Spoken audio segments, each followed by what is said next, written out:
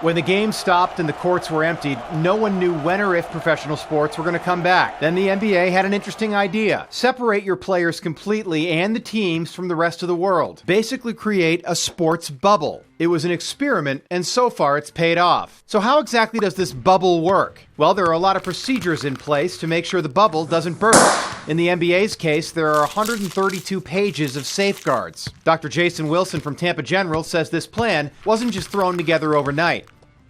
The NBA's actually had quite a bit of thought process behind this in terms of the lead-in. You got to make sure that people are sort of pre-screened, that people come into the bubble essentially viral-free.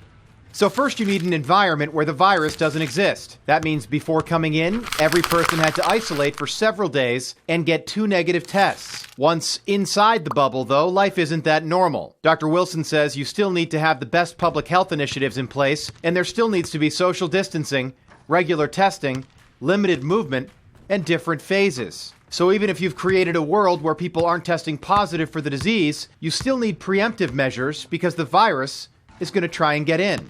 If there's not high transmission going on between people, there's not much the virus can do, right? It relies on us to transmit the virus and to help the virus reproduce and propagate and make more virus. And if we're not helping the virus do that, then the virus has no business being there. The bubble idea is working in the NBA so far, but could we apply it to towns or even whole states? Here's the simple truth is I don't know if it'll work, and we don't know if it's going to work because we haven't done this really before.